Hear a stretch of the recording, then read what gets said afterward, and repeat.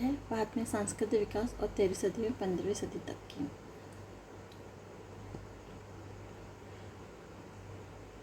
तेरहवीं सदी के प्रारंभ में दिल्ली सल्तनत की स्थापना भारत के सांस्कृतिक विकास के एक नए चरण का सूत्रपात का सूचक कहा जा सकता है।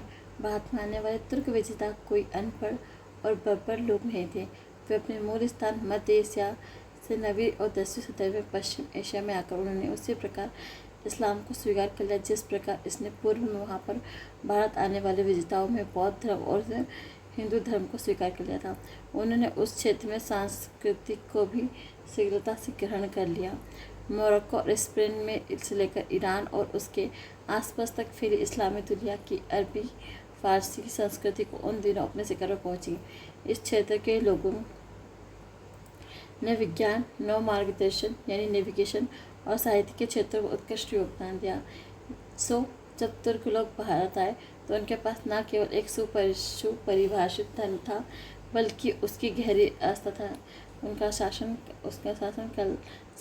कला, स्थापत्य आदि के सबने अपने विशिष्ट दृष्टिकोणों भी थे।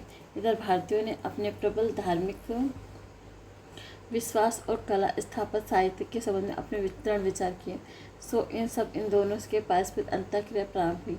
अंत में ये एक नई और समृद्ध सांस्कृतिक विकास में अत्यंत सहायक सिद्ध हुई। लेकिन यह प्रक्रिया काफ़ी लंबी थी जिसमें अनेक बार उतार चढ़ाव आए। जब दो पक्षों ने अपने दृढ़ विचार और निश्चित दृष्टिकोण होते थे तब वे एक दूसरे के संपर्क में आने में आपस में गलतफहमी और संघर्ष की स्थिति पैदा होने की संभावना हमेशा बनी रही। लेकिन इससे कई महत्वपूर्ण आपसी समझ पैदा करने के प्रयास थे जिनके फलस्वरूप अंत में अनेक क्षेत्रों जैसे कला, स्थापत्य, संगीत और साहित्य, बल्कि यहाँ तक कि रीति रिवाजों, विधि विधानों, धार्मिक विश्वासों, विज्ञान और प्रौद्योगिकी के क्षेत्रों में समाहार की प्रक्रिया अर्थात एक दूसरे की विषमताओं ग्रहण करके उन्हें पहचाने का सिलसिला प्रारंभ होगा। तथापि टकराव और द्वंद्व के तत्व दोनों समुदाय में मजबूती से जमे हुए थे। इसलिए इस समाहार की प्रक्रिया में अनेक उतार चढ़ाव और देश के विभिन्न भागों में जल जीवन के अलग अलग क्षेत्रों के रूप में देखने को मिली है। स्थापत्य इस क्षेत्र की पहली ज़रूरतों में से एक थी। उनके पास घर या इमारत के लिए उपयुक्त स्थान था। आरंभ में उन्होंने मंदिरों और दूसरी इमारतों को मस्जिदों में बदल किया। इसके उदाहरण कुतुब मीनार के निकट कुव्वत उल इस्लाम मस्जिद और अजमेर में 2.5 दिन का झोपड़ा है। कुव्वत उल इस्लाम मूलतः एक जैन मंदिर था जिसे बाद में वैष्णव मंदिर के रूप में बदल दिया गया था और 2.5 दिन का झोपड़ा एक मठ था जिसे बाद में दिल्ली की मस्जिद में एकमात्र नया निर्माण किया गया था। और यह मंदिर गर्भगृह के समान जिसे चाहे तोड़ दिया गया और नक्काशी से भरपूर 3 मेहराबों की आड़ में खड़ी कर दी। इस मेहराबों के सजावट के लिए जिस तरीका इस्तेमाल किया जाता था काफ़ी वो दिलचस्प है। उसमें किसी प्रकार के मानव या पशु की आकृति का इस्तेमाल नहीं किया जाता था। ऐसा करना इस्लाम के खिलाफ होते थे। इसके बदले उन्हें बेल बूटों, कुरान की आयतों और एक दूसरे से कलात्मक ढंग से गूंथ दिया जाता था।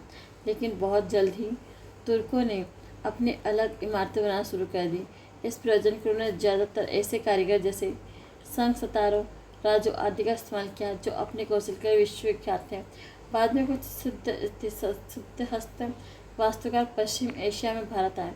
अपनी इमारतों में तुर्कों ने मेहराबों और गुंबदों का भरपूर प्रयोग किया। ना तो मेहराबों की और ना ही गुंबदों की इसात तुर्कों या मुसलमानों ने की। अरबों में बेजंतिया साम्राज्य के जरिए रोम से सीखकर उनका विकास करके अपना बना लिया।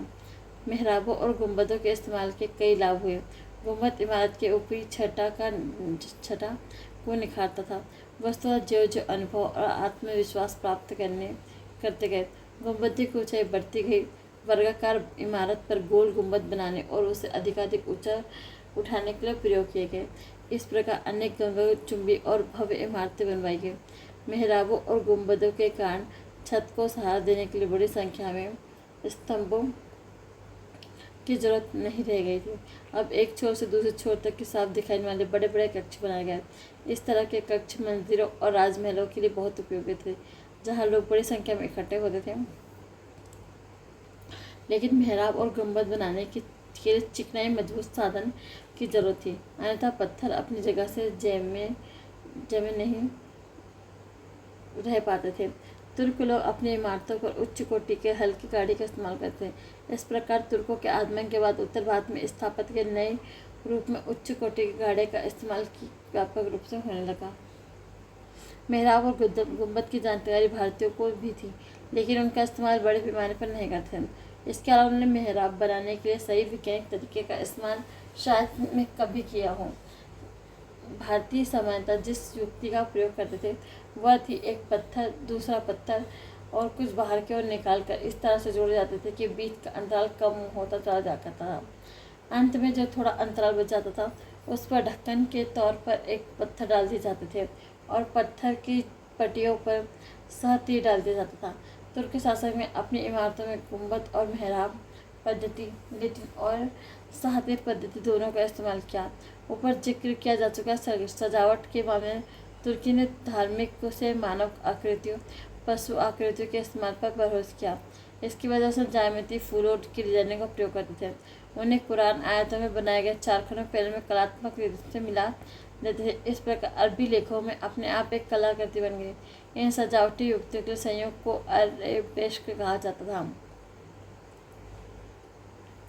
उन्होंने घंटी स्वास्तिक कमल और हिंदू प्रतीकों का निसंकोच संकोच किया। इस प्रकार भारतीयों में तुर्क भी सजावट के बहुत प्रेमी थे।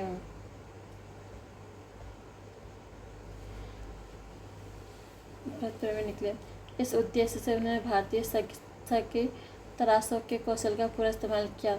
दिल्ली में कुतुब मीनार के निकट बने इल्तुतमिश के छोटे से मकबरे की दीवारों पर इतनी बारीकों से नक्काशी की गई, उनमें से 1 वर्ग इंच जगह भी खाली नहीं है।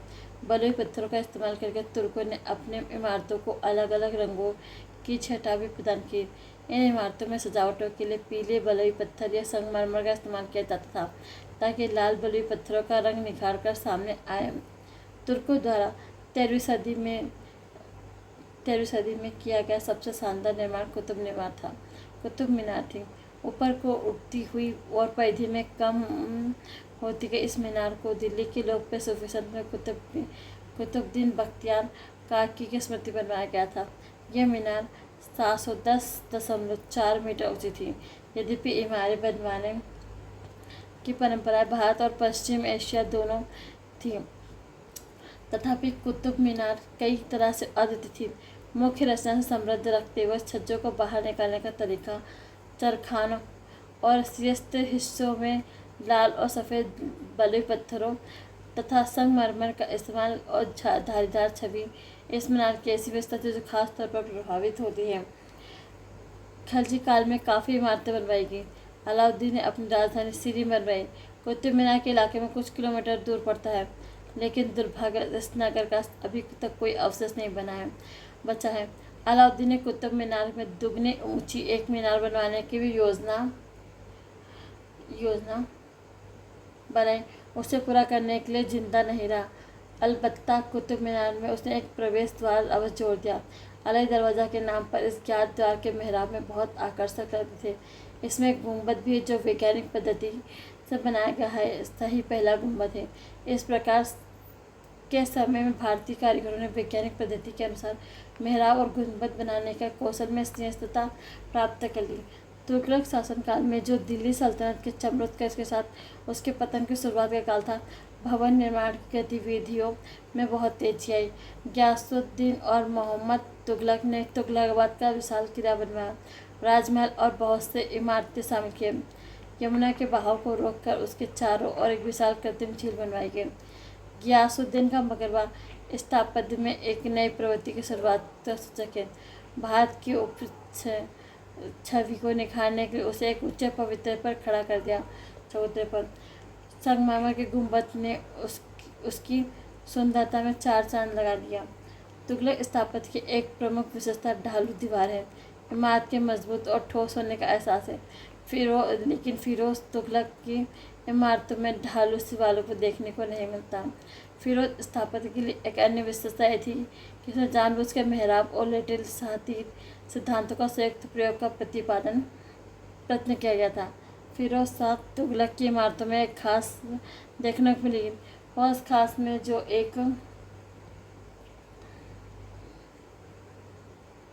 जो एक आमोदप्रद स्थल था, जिसके अनुसार विशाल झील थी, एक मंजिला से मेहराबों का इस्तेमाल किया जाता था।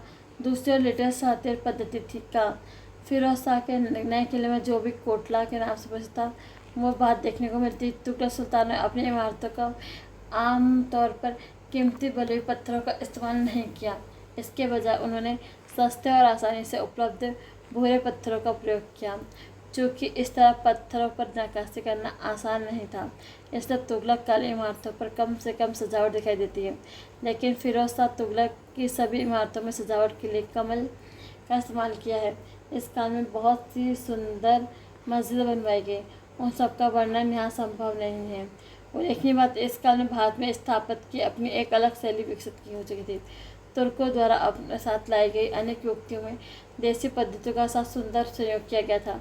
लोदियों ने इस परंपरा में मेहराब और लिटिल शातिरों दोनों का प्रयोग हुआ। इसके अलावा गुजराती, राजस्थानी, सैकड़ी, छज्जों, छतरियों, गुफाओं का भी इस्तेमाल किया गया। लोदी ने एक और तरीका अपनाया, यह था उन्होंने अपनी इमारतों खासकर मकबरे ऊंचे चबूतरों पर खड़ी की, जिससे वो देखने में विशाल लगती थी। ऊपर से उनकी सुंदरता भी उभरती थी। कुछ मकबरे बगीचे के बीच में बनवाए गए थे। दिल्ली का लोधी उद्यान इसका एक नमूना है। कुछ मकबरे अष्टभुजाकार में, इनमें बहुत सी विशेषताओं को बाद में मुगलों ने भी अपनाया। इनकी चरम परिणति शाहजहां द्वारा बनाए गए ताजमहल के रूप में हुई। दिल्ली सल्तनत के बिखरते बिखरते भारत के विभिन्न भागों में अनेक राज्यों की स्थापत्य की अलग अलग शैलियों का विकास हो चुका था। इनमें से अनेक शैलियों पर स्थापत्य की स्थानीय परंपरा का प्रबल प्रभाव पड़ा। जैसा कि हम ऊपर देख चुके हैं कि बंगाल, गुजरात, मालवा, दक्कन आदि में ऐसा हो चुका है। संक्षेप में भवन निर्माण के क्षेत्र में बहुत तेजी से काम आए और देश के विभिन्न भागों में स्थापत्य की अनेक शैलियों का विकास हुआ।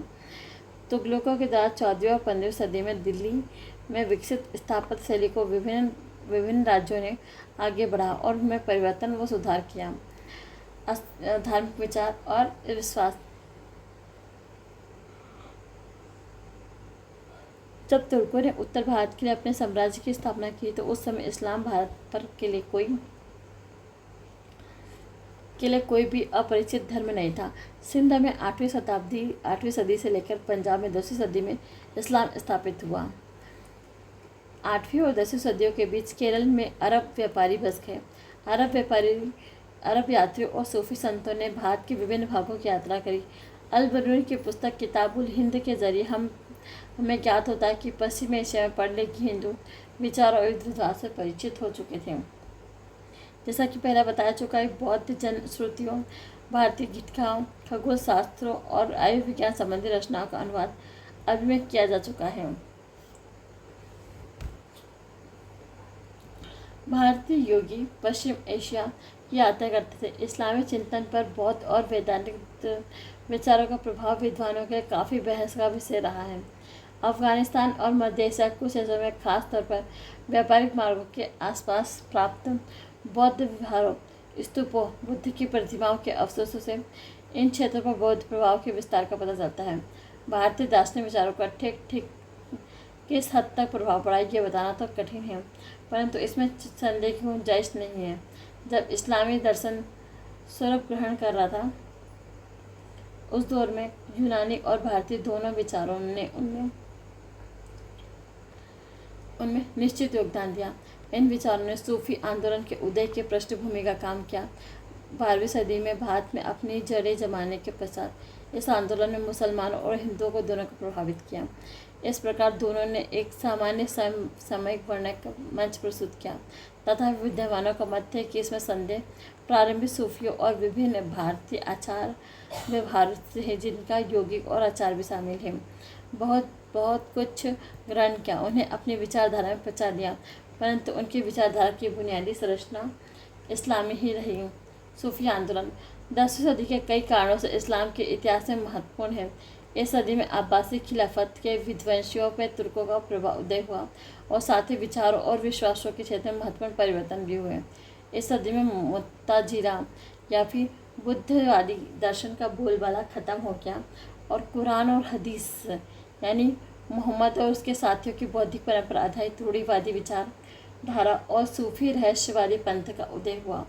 बुद्धिवादियों पर शंकावाद और नास्तिकता फैलाने वाले परंपरावादियों के कृत्यवियों ने इस्लामी कानून की 4 धाराओं को स्पष्ट रूप से ग्रहण किया। इनमें सबसे उदार हनीफी की धारा थी, जो इसी को पूरी पर तुर्की ने अपनाया और यहाँ पर बाद में भारत आए। सूफी कहे जाने वाले रहस्यवादियों का उदय इस्लाम में बिल्कुल पारंपरिक अवस्था में हो चुका था। इनमें से अधिकांश गहरी श्रद्धा वाले लोग थे। इस्लामी साम्राज्य की स्थापना के बाद धन संपत्ति जैसा क्रूर प्रदर्शन किया गया और नैतिक मूल्यों जैसे गिरावट भी आ गई, जो उसे देखकर उनका मन वितृष्णा से भर गया। इसलिए संत राज्य से नाता नहीं रखना चाहते थे। यह परंपरा बाद में भी कायम रही। कुछ सूफियों ने, जैसे महिला रहस्यवादी द्रव्या 18वीं सदी और रहस्यवादी मंसूर बिन हल्लाज 10वीं सदी में ईश्वर और आत्मा जीवात्मा को एक दूसरे से जोड़ने के तत्व के रूप में प्रेम में बहुत जोर दिया, लेकिन उनके पास सर्वेश्वरवादी दृष्टिकोण ने उन्हें लोक रूढ़िवादी तत्वों से मुकाबले खड़ा कर दिया और इन तत्वों ने मंसूर की मौत की सज़ा दिलाने में कामयाबी हासिल करी। इसके बावजूद आम मुसलमान में रहस्यवादी विचार फैलते रहे।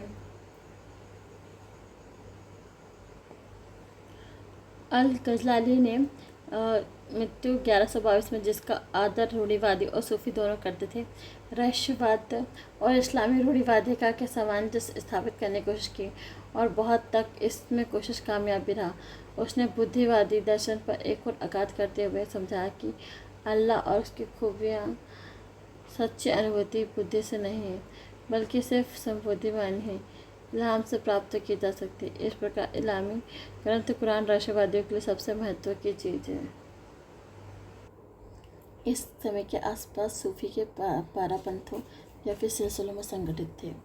सिलसिले का नेतृत्व आमतौर पर एक प्रसिद्ध सूफी संत करता था, जो पीर कहलाता था और अपने शिष्यों या मुरीदों के साथ खानगाह अर्थात आश्रम में रहता था। पीर और मुरादों का संबंध सूफी धर्म व्यवस्था से अत्यंत महत्वपूर्ण भाग था। हर पीर अपने काम को आगे जारी रखने पर अपना एक उत्तराधिकारी वली चुनता था। सूफियों के संत संगठनों और उसके कुछ आचारों जैसे तप, उपवास, प्राणायाम आदि के मूल में कुछ विद्वान बौद्ध और हिंदू यौगिक प्रभाव की प्रेरणा मानते हैं।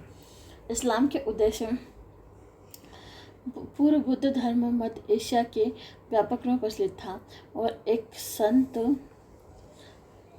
पुरुष के रूप में बुद्ध की गाथा इस्लामी गाथा में शामिल हो गए। इस्लाम के उदय के बाद लोग पश्चिम एशिया की यात्रा करते रहे। यौगिक पुस्तक अमृतकुंड का अनुवाद संस्कृत की फारसी में हो गया और इस प्रकार मालूम होता हिंदू और बौद्ध आचार व्यवहारों की सूफियों ने अपने से भारत से आने के पूर्व ही ग्रहण करके बचा लिया था। बौद्ध और वेदांती दार्शनिक विचारों ने सूफी मत पर खास प्रभाव डाला या नहीं, इस पर विद्वानों का मत है। विचारों का मूल पता तो कठिन काम है। सूफी संत और बहुत से आधुनिक विचार सूफी मत का कुरान में मूल ढूंढते हैं। ध्यान देने की बात है कि जिनका मूल चाहे वो जो रहा हो, ईश्वर, आत्मा और भौतिक तत्व के पारस्परिक संबंधों के विषय में सूफियों और हिंदू योगियों और रहस्यवादियों के विचारों में बहुत सी समानता है। इससे आपसी सहिष्णुता और समझ के लिए एक आधार तैयार हुआ। उस काल में एक प्रमुख फारसी कवि सनाई की कविता में सूफी मत की मानवीय भावना की बहुत अच्छी अभिव्यक्ति हुई। धर्म और अधर्म दोनों उसी ईश्वर की ओर भागे जा रहे थे। एक साथ घोषणा कर रहे थे कि वह ईश्वर एक है और उसके साथ राज्य का कोई हिस्सेदार नहीं है। सूफी सिलसिलों को मोटे तौर पर 2 भागों में बांटा जा सकता है। बाशरा अर्थात जो इस्लामी कानून शरा का पालन करते हैं, और बेसरा अर्थात जो शरा से बंधे हुए नहीं थे। इस प्रकार दोनों के सिलसिले भारत में प्रसिद्ध थे। बेसरा सिलसिले के अनुशासन को मक्कर संत अधिक करते थे। यद्यपि इन संतों ने अपने सिलसिले की स्थापना नहीं की, तथापि इनमें से कुछ काफ़ी लोग पूजित हुए हिंदू और मुसलमान दोनों के बीच। चिश्ती और सुहारवर्दी जैसे बासरा सिलसिले में केवल 2 को 13वीं और 14वीं सदी में उत्तर भारत में यथेष्ट प्रभाव और बड़ी संख्या में अनुगामी प्राप्त हुए। ये थे चिश्ती और सुहारवर्दी सिलसिले। बाद में चिश्ती सिलसिले की स्थापना ख्वाजा मुइज़ुद्दीन चिश्ती ने की थी, जो पृथ्वीराज चौहान के पराजय और मृत्यु के कुछ दिन बाद 1192 में भारत आया। कुछ समय तक लाहौर और दिल्ली में रहने के बाद अंत में अजमेर चला गया। उन दिनों अजमेर एक महत्वपूर्ण राजनीतिक केंद्र था। वहाँ मुसलमानों की अच्छी आबादी हो गई थी। कार्यकलाप का कोई प्रमाणिक विवरण उपलब्ध नहीं है। उसने कोई पुस्तक नहीं लिखी उसे, लेकिन उसे मानता कि उसके उत्तराधिकारी के प्रसिद्धि के साथ साथ उसकी भी ख्याति बढ़ती है। शेख मुइज़ुद्दीन के मुरीदों में बख्तियार काकी और काकी का मुरीद फरुद्दीन शामिल था। फरुद्दीन की गतिविधियों के केंद्र हाशी और अजोधन थे, जो क्रमशः हरियाणवी और पंजाब थे। दिल्ली में उसका बहुत आदर था। अब जब भी दिल्ली आता था उसके पास लोगों का तांता बन जाता था। उसका दृष्टिकोण इतना उदार और जीव दया से भावना से प्रेरित उत्पन्न था कि उसमें कुछ छंदों व सिक्कों को आदि ग्रंथ में शामिल कर लिया जाता था। लेकिन शेख चिश्ती संतों में सबसे प्रसिद्ध निजामुद्दीन औलिया नसरुद्दीन चिराग ए दहली थे। कि आरंभिक सूफी संत निम्न वर्गों के लोगों के साथ निसंकोच मिलते जुलते थे। ऐसे लोगों में हिंदू भी शामिल थे, जो सादगी का जीवन व्यतीत करते थे। लोगों से उन्हीं की बोली हिंदवी या हिंदी में बातें करते थे। धर्मांतर में उनकी कोई दिलचस्पी नहीं थी। यद्यपि बाद में उनके अनेक परिवारों और समूह ने अपने धर्मांतर को इन संतों की शुभेच्छाओं से प्रेरित किया। इन संतों ने गायन के जरिए जिसे समा कहा जाता था, लोकप्रियता अर्जित की। यह ज्ञान ऐसी चित्रवृत्ति की सृष्टि करने में सहायक होता था। इसमें ईश्वर से सानिध्य की अनुभूति होती थी। इसके अलावा गायन के लिए वे अक्सर हिंदी छंद चुनते थे, क्योंकि वे इस तरह के श्रोताओं को अधिक प्रभावित कर सकते थे। निजामुद्दीन औलिया योगी प्राणायाम भी करता था। वह इतना पारंगत था कि योगी लोग इसे सिद्ध पुरुष कहा करते थे। 14वीं सदी के मध्य में नसरुद्दीन चिराग ए दहली की मृत्यु के बाद दिल्ली में चिश्तियों की कोई बड़ी हस्ती नहीं रह गई थी। फलतः इस सिलसिले का लोग यहाँ बिखर गए और अपने संदेश का प्रचार प्रसार भारत के पूर्वी और दक्षिणी हिस्सों में करने लगे। सुहारवर्दियों ने भारत में लगभग उसी समय प्रवेश किया जब चिश्तियों ने किया था, परंतु उनकी गतिविधि मुख्य रूप से पंजाब मुल्तान तक सीमित थी। इस सिलसिले में सबसे प्रसिद्ध संत शेख शहाबुद्दीन सुहारवर्दी और हमीदुद्दीन नगौरी थी। चिश्तियों के विपरीत सुहरावर्दी संत गरीबी का जीवन बिताने में विश्वास नहीं करते थे। उन्होंने राज्य की सेवा स्वीकार करी और उनमें कुछ लोगों ने मजहबी विभाग के ऊंचे पदों पर थे। दूसरी ओर चिश्ती संत राज्य की राजनीति से अलग रहना पसंद ही करते थे। शाहों और अमीरों के संगत से दूर रहते थे, लेकिन दोनों ने ऐसा वातावरण तैयार किया कि जिसमें अलग अलग धर्मों के लोग आपस में शांति सुलह से रह सकते थे। और इस तरह दोनों ने अपने अपने ढंग से समकालीन शासकों की मदद की। भक्ति आंदोलन ईश्वर और जीव की रहस्यवादी एकता पर जोर देने वाली शक्ति अंदर भारत के तुर्कों के आगमन में बहुत पहले से काम कर रहा था।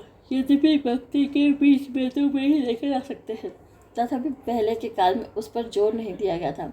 मालूम होता साकार या सगुण ईश्वर की भक्ति कल्पना विकास बौद्ध धर्म की बढ़ती लोकप्रियता के साथ हुआ।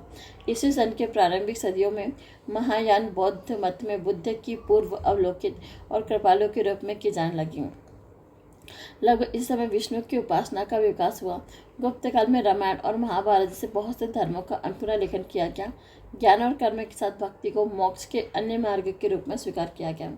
लेकिन भक्ति का असली विकास 7वीं और 12वीं सदी के बीच दक्षिण भारत में हुआ, जिसे हम ऊपर देख चुके हैं। शैव नयनारों और वैष्णव अलवारों ने बौद्ध और जैन धर्मों की तपस्या की शिक्षा को स्वीकार करके मोक्ष के मार्ग के रूप में ईश्वर के प्रति व्यक्तिगत भक्ति का उपदेश दिया। उन्होंने जातीय प्रथा को अस्वीकार कर दिया और स्थानीय भाषा का प्रयोग करके ईश्वर के प्रति व्यक्तिगत प्रेम भक्ति का संदेश दक्षिण भारत के विभिन्न भागों में फैलाया।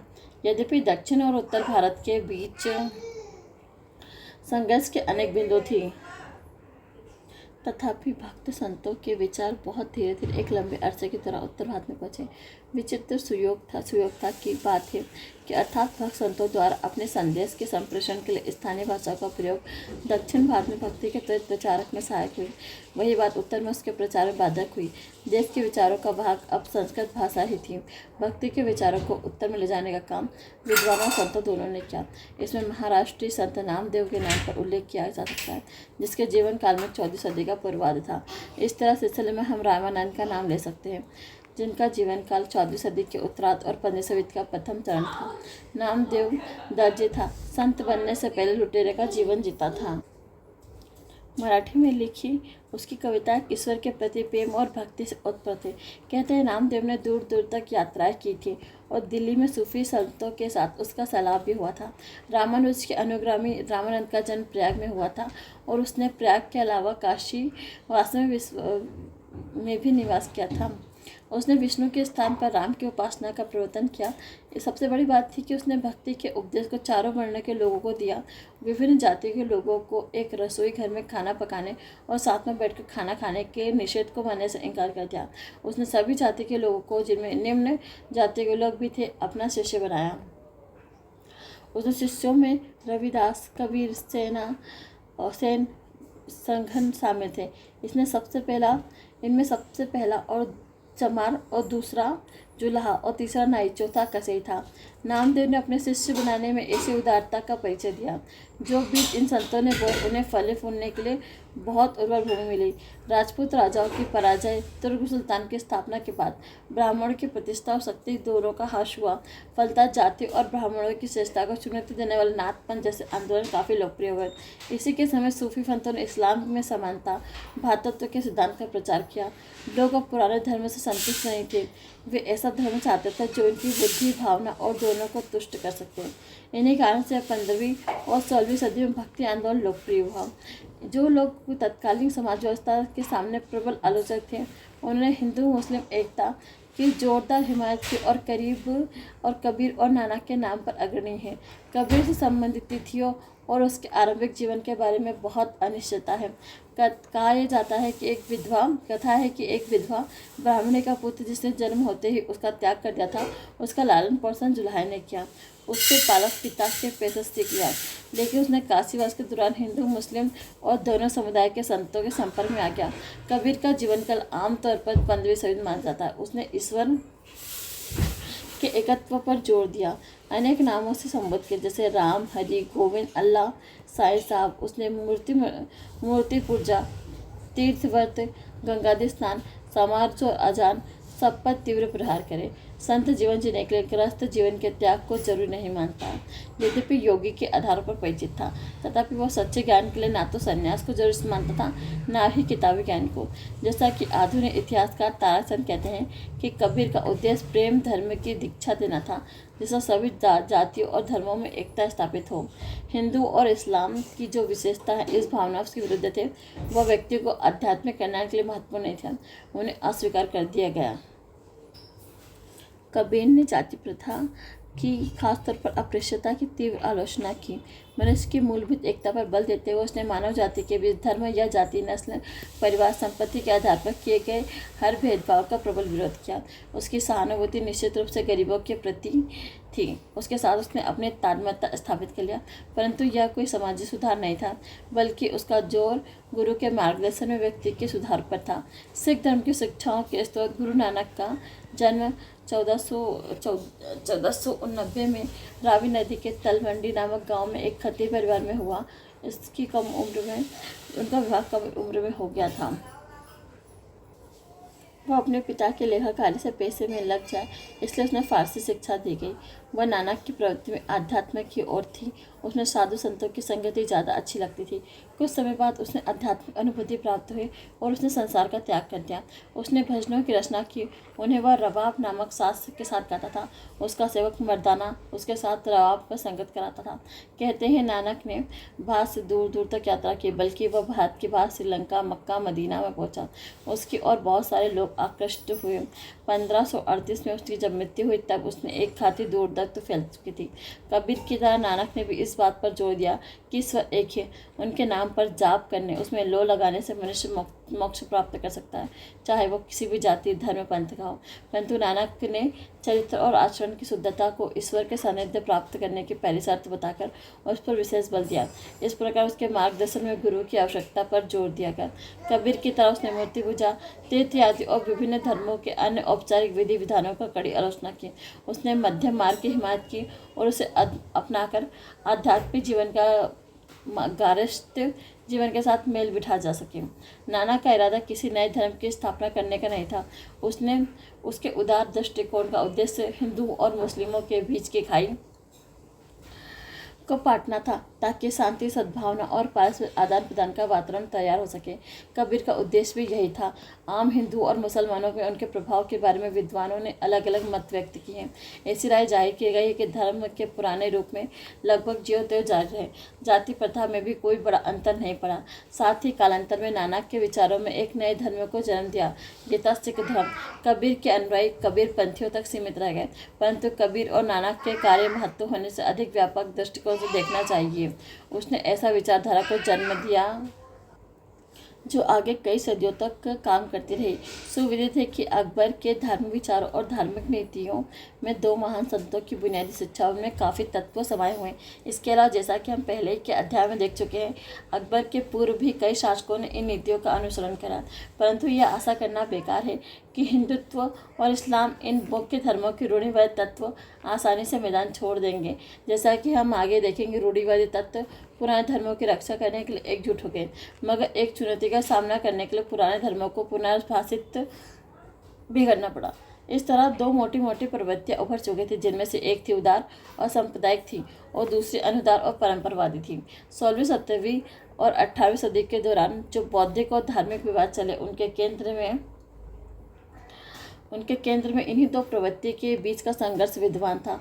सदियों से चली आ रही इसी संघर्ष से मालूम होता है कि कबीर, नानक और उनकी जैसी सोच रखने वाले अन्य लोगों के द्वारा सामने रखे गए विचारों और अवधारणा का प्रभाव कुछ मामूली नहीं रहा। वैष्णव आंदोलन। कबीर और नानक के नेतृत्व में चलने वाली असांप्रदायिक आंदोलन के अतिरिक्त उत्तर भारत में विष्णु के दो अवतारों राम, रहीम, कृष्ण की उपासना का केंद्र बना कर भक्ति आंदोलन का विकास हुआ। कृष्ण की बाल लीला और गोकुल की गोपिकाओं, खासतौर पर राधा के साथ उनके प्रेम लीला के विषय को अपनाकर 15वीं और 16वीं सदी में कई कवियों ने उत्कृष्ट काव्यों की रचना की। उसने राधा और कृष्ण का प्रयोगात्मक परमात्मा से जीवात्मा के प्रेम में विभिन्न रूपों को अभिव्यक्त करने वाले रूपक के तौर पर किया। आरंभिक सूफियों की तरह चैतन्य ने भी संगीत गोष्ठी या स्वर के नाम से कीर्तन को लोकप्रिय बनाया। चैतन्य के अनुसार उपासना प्रेम और भक्ति और नृत्य संगीत में नहीं थी। उनकी दृष्टि में प्रेम और भक्ति के भाव में डूबे संगीत और नृत्य ऐसे परमानंद की स्थिति उत्पन्न करता है जिसमें ईश्वर की उपस्थिति की अनुभूति जग सकती है। ऐसी उपासना सभी कर सकते हैं, चाहे वह किसी भी जाति के हों। गुजरात में नरसिंह मेहता, राजस्थान में मीरा, पश्चिमी उत्तर प्रदेश में सूरदास, बंगाल और उड़ीसा में चैतन्य के काव्यों के गीतात्मक माधुर्य एवं प्रेमातिरेक की सारी सीमाओं को तोड़ डाला, धर्म और जाति की सीमाओं को भी। ये संत अपने संप्रदाय में सभी जातियों और धर्म के लोगों को स्वाद करने को तैयार थे। ये बात चैतन्य जीवन में सबसे ज़्यादा उजागर हुई। चैतन्य का जन्म नदिया जिले में हुआ। उसकी आरंभिक शिक्षाएं वहीं हुई। वह 22 वर्षों का हुआ तो एकांतवासी व्यक्ति ने उसे कृष्ण उपासना की दीक्षा दी। तब से उसके जीवन की धारा भी बदल गई। ईश्वरोन्माद से ग्रस्त भक्त के रूप में निरंतर कृष्ण के नाम के वह कीर्तन में लीन रहता था। कहते थे चैतन्य ने पूरे भारत की यात्रा की और वृंदावन भी गया। इसी यात्रा के दौरान कृष्ण की उपासना की से प्रतिष्ठित हुआ। फिर उसने अपना अधिकांश समय गया में व्यतीत किया। खासतौर पर भारत के पूर्वी भाग में उसका बहुत प्रभाव पड़ा और काफ़ी बड़ी संख्या में लोग उसके अनुयायी बन गए। कुछ मुसलमान और कुछ निजी जातियों के हिंदू भी शामिल थे। उन्होंने हिंदू धर्म ग्रंथों या मूर्ति पूजा का विरोध नहीं किया, तथापि उसे परंपरावादी नहीं कहा जा सकता। विपक्ष संतों में से सभी हिंदू धर्म के बृहत्तर ढांचे के अंदर ही रहे। उनके दार्शनिक विश्वास वेदांत एकवाद का ही रूप था। उसने ईश्वर और उसकी सृष्टि की मूलभूत एकता पर जोर दिया। वेदांत दर्शन का प्रतिपादन कई विचारकों ने किया। जिस व्यक्ति ने संत कवियों को शायद सबसे अधिक प्रभावित किया था वह था वल्लभ तेलंग ब्राह्मण था और उसका जीवन काल 15वीं सदी का अंतिम और अंतिम और 16वीं सदी का प्रारंभिक हिस्सा माना जाता है। इन संत कवियों का दृष्टिकोण मोटे तौर पर मानवतावादी था। उन्होंने मानवीय भावनाओं को उदात्त पक्षों पर बल दिया, प्रेम और सौंदर्य की भावनाओं पर। अन्य असांप्रदायिक विचारकों की तरह वे जाति प्रथा को भी खास कमजोर करने में कामयाब नहीं हुए। फिर उन्होंने उनके देश को कम किया जा सके और एकता के लिए एक ऐसा मंच तैयार किया जो बहुत से वर्गों के लिए समझ सकते थे। संत कवियों के बुनियादी विचारों ने इस काल के सूफियों, कवियों और संतों को बहुत अनुकूल उत्तर मिला। 15वीं सदी के महान अरब दार्शनिक इब्न अरबी के अद्वैतात्मक विचारों को भारत में बहुत बड़े वर्गों के बीच लोकप्रियता मिली।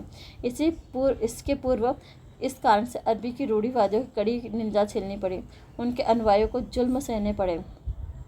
अरबी की मान्यता था कि सभी जीव तत्व एक ही हैं, सब कुछ एक ही परम तत्व की अभिव्यक्ति है। इस प्रकार अरबी की राय में सभी धर्म समान थे। जीवात्मा की एकता का अरबी का सिद्धांत तौहीद ए बावजूद के बाद भी विख्यात है। बाद में सिद्धांत जोर पकड़ता गया। अरब के काल में एक पूर्वी सूफी संत का मुख्य आधार बन गया। योगियों और हिंदू संतों के संकर में एकात्मक की धारणा के प्रचार में बहुत मदद मिली। भारतीय सूफी ने संस्कृत की ओर से हिंदी में रुचि लेना शुरू कर दिया। उनमें से कुछ थे जैसे मलिक मोहम्मद जायसी ने अपनी कृति की रचना हिंदवी की अवधी बोली में की। हिंदी और अन्य भारतीय भाषाओं में लिखे गए वैष्णव भजन सूफियों के हृदय तंतुओं का स्पर्श फारसी भाषा से कहीं अधिक करते हैं। हिंदी भजनों का प्रयोग इतना लोकप्रिय होगा कि अब्दुल वहीद बेलग्रामी नामक एक प्रसिद्ध सूफी विचारक ने हकीक ए हिंदी शीर्षक से एक पुस्तक लिख डाली, जिसमें सूफी रहस्यवादी संदर्भ में कृष्ण, मुरली, गोपी, राधा, यमुना आदि शब्द का अर्थ स्पष्ट करने की कोशिश करी। इस प्रकार 15वीं सदी और 16वीं सदी के प्रथम चरण में भक्ति आंदोलन से जुड़े सूफी संतों ने एक ऐसा सामान्य मंच तैयार कर दिया जिस पर विभिन्न संप्रदाय और धर्म के लोग एकत्रित हो सकते थे और एक दूसरे को समझ सकते थे।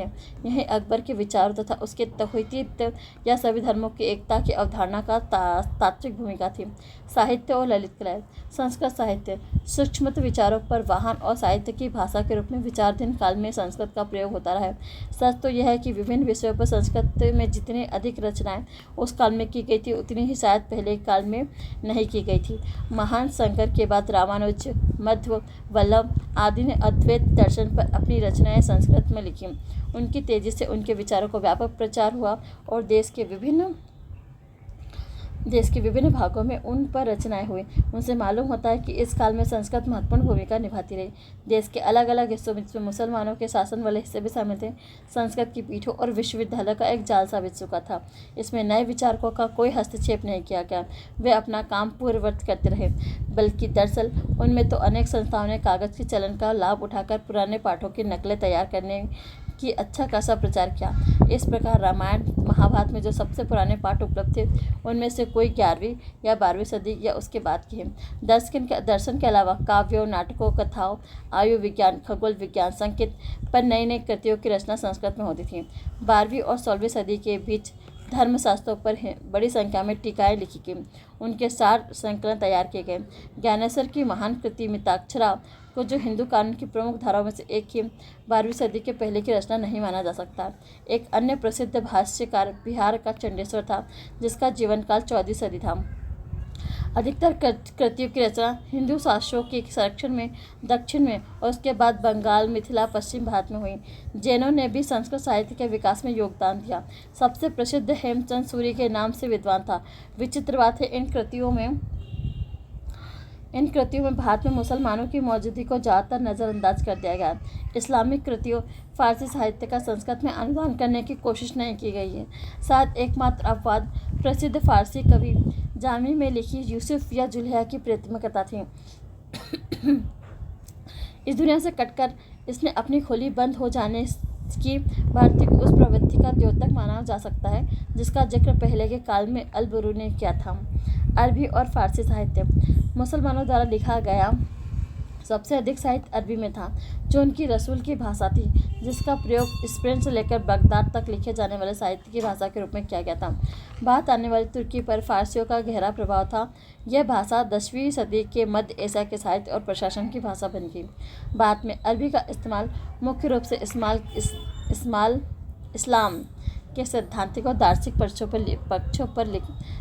पक्षों पर लिखने वाले विद्वानों तक सीमित रहा है, जिसका कारण था कि इन विषयों से संबंधित मूल साहित्य की रचना अरबी में हुई है। विज्ञान और खगोल शास्त्र की रचनाओं का भी अरबी में अनुवाद किया गया है। कालांतर में भारतीय विद्वानों की सहायता से इस्लामी कानूनों के सार तैयार करवाया गया और इनमें सबसे प्रसिद्ध संकलन फिरोज शाह तुगलक के शासनकाल में तैयार किए गए, लेकिन अरब सार संकलन भी तैयार किए जाते थे। इनमें सबसे प्रसिद्ध फतवा ए आलमगीरी अर्थात औरंगजेब के काल में विधिवेत्ताओं का एक समूह के द्वारा तैयार किया गया कानूनों का सार संकलन है। 10वीं सदी में तुर्कों के भारत आगमन के साथ ही इस देश में नई भाषा अर्थात फारसी का प्रवेश हुआ। 10वीं सदी में ईरान और मध्य एशिया में फारसी का जबरदस्त पुनरुत्थान हुआ और फारसी में कुछ महानतम कवि जैसे फिरदौसी और शादी का जीवन काल 10वीं से 14वीं सदी के बीच पड़ता है। तुर्कों ने आरंभ से इस देश में साहित्य प्रशासन की भाषा के रूप में फारसी को अपनाया। इस काल में लाहौर भाषा के प्रयोग प्रसार के प्रथम केंद्र के रूप में उभरा। फारसी के इस प्रारंभिक भारतीय लेखकों में कुछ की ही कृतियाँ शेष बची हैं। इनमें से 2-4 ऐसे जैसा कि मसूद शाह सलमान, जिसके लेखन में हमें लाहौर के प्रति लगाव प्रेम की भावना की झलक मिलती है। लेकिन इस दौर का सबसे उल्लेखनीय फारसी लेखक अमीर खुसरो था। 1252 में पटियाली यानी पश्चिम उत्तर का बदायूं जिला में जन्मे अमीर खुसरो को भारतीय होने पर गर्व था। वह कहता है, मैंने भारत की प्रशंसा 2 कारणों से की है। एक तो यह हिंदुस्तान मेरी जन्मभूमि और दूसरा हम सबका वतन है। वतन से प्यार और हमारा एक फर्ज है। हिंदुस्तान स्वर्ग के समान है। हमारी अवो हवा खुरासान से बेहतर है। यह हरा भरा और सालों से फल फूलों से लदा रहता है। यहाँ के ब्राह्मण अरस्तु जैसे ज्ञानी हैं। विभिन्न क्षेत्रों में बहुत सारे विद्वान हैं। खुसरो के भारत प्रेम में जाहिर होता है कि तुर्क शासक वर्ग अब विदेश शासक वर्ग की तरह व्यवहार करने को तैयार नहीं था। उनके तथा भारतीय के बीच सांस्कृतिक समाज की पृष्ठभूमि तैयार हो चुकी थी। खुसरो ने ऐतिहासिक गाथाओं सहित कई काव्य कृति की रचना की। उनके सारी काव्यात्मक शैली के प्रयोग किए और फारसी भाषा की एक नई शैली की सृष्टि की, जो सबा के हिंदी अर्थात हिंदुस्तान की शैली के नाम से प्रसिद्ध हुई। खुसरो ने भारतीय भाषा की भी प्रशंसा की और जिसमें हिंदी शामिल है। वह हिंदवी कहलाता है। कुछ छुटपुट हिंदी पद भी मिलते हैं। वैसे बहुधा उसे खालिद बारी की रचना का श्रेय दिया जाता है, लेकिन मालूम होता है कि वो इसी के नाम की कवि की कृति है। खुसरो को एक कुशल संगीतकार भी था।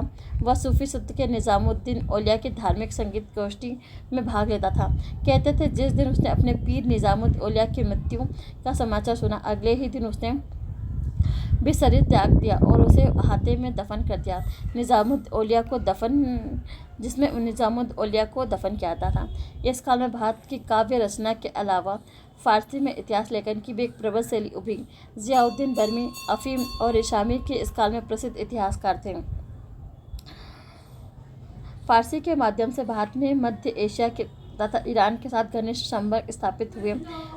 कालांतर में फारसी न केवल प्रशासन कूटनीति की भाषा बन गई, बल्कि उच्च वर्गों और उनके आश्रितों की भाषा भी बन गई।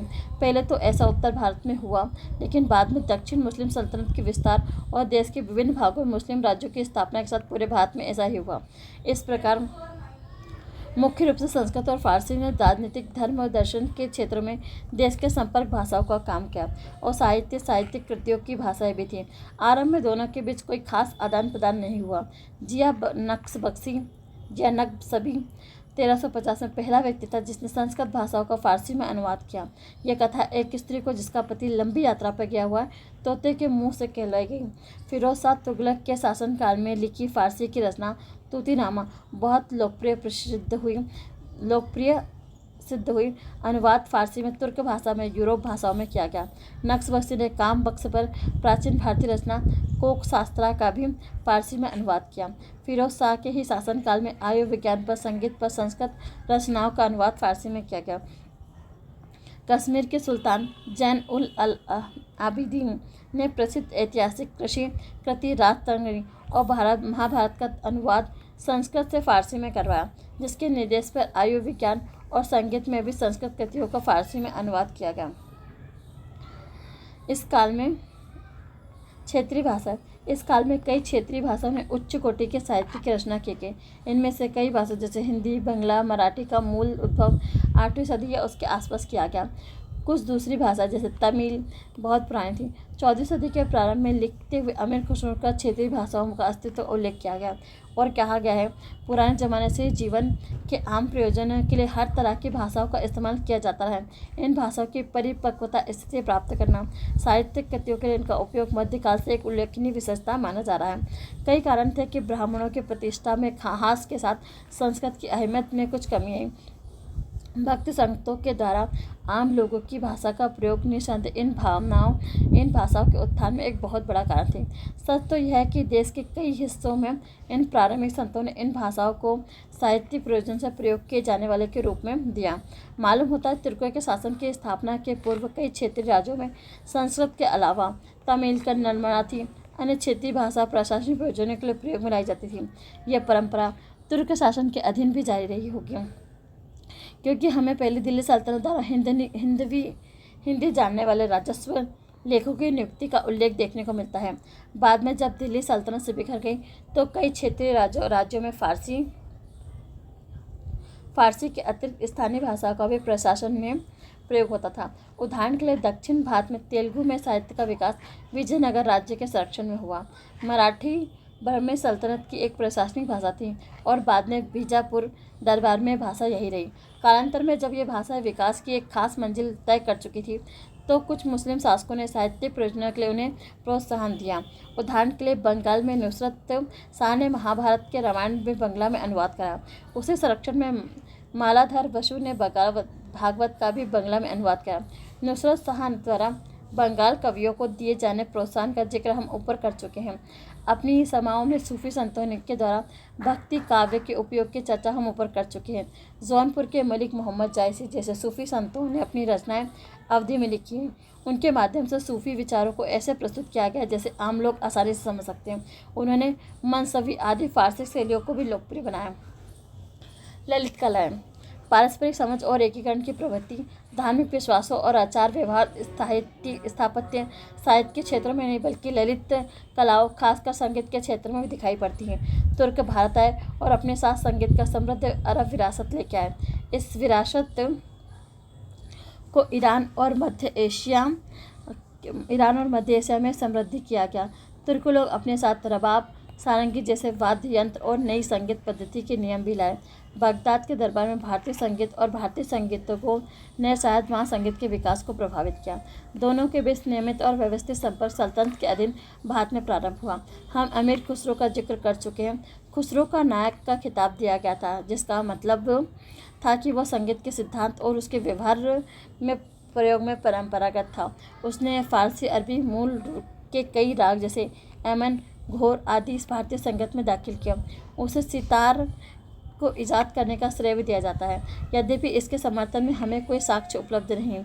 वैसे तबले का आविष्कार उसी को दिया जाता है, लेकिन जान पड़ता है उसका विकास 17वीं सदी के अंत या मराठी सदी के प्रारंभ में हुआ। संगीत के क्षेत्र में एकीकरण की प्रक्रिया फिरोज के अधीन जारी रही। उसी के शासनकाल में संगीत पर भारत मानक ग्रंथ उदाहरणों का फारसी में अनुवाद किया गया। संगीत गोष्ठी सूफी संतों के खानगाहों से फैलकर अमीर के महलों तक पहुंची। जौनपुर का सुल्तान हुसैन संगीत का महान संरक्षक था। सूफी संत पीर बोधन को उस काल का दूसरा महान संगीतज्ञ माना जाता है। एक अन्य क्षेत्रीय राज्य ग्वालियर में भी संगीत का भरपूर प्रश्रय मिला। ग्वालियर का राजा मान सिंह बहुत बड़ा संगीत प्रेमी था। मान कौतूहल, जिसमें मुसलमानों के द्वारा संगीत में दाखिल की गई सही पद्धतियों का वर्णन है, उसी के तत्वाधान में तैयार किया गया। हमें यह नहीं मालूम कि कुछ समय उत्तर भारत की संगीत पद्धति दक्षिण भारत की संगीत पद्धति से अलग होने लगी, लेकिन इसमें संदेह नहीं था कि अलगाव बहुत हद तक उत्तर भारत के संगीत अरबी भाषा पद्धतियों, रागों, गामों के समावेश का परिणाम था। कश्मीर राज्य में फारसी संगीत से भरपूर तौर पर प्रभावी एक विशिष्ट संगीत शैली का विकास हुआ। जौनपुर को जीतने के बाद सिकंदर लोदी ने संगीत को संरक्षण देने की परंपरा का भरपूर पालन किया। बाद में महान मुगल बादशाहों ने भी इस परंपरा को अपनाया।